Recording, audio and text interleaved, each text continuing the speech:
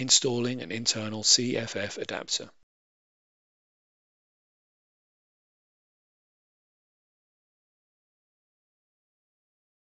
Install the CFF adapter on its tray and fasten the screws to secure it.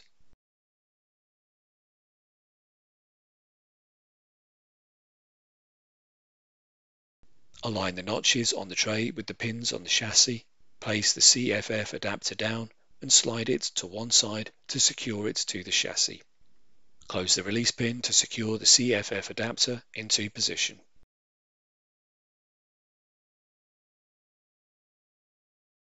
Connect the cables to the CFF adapter.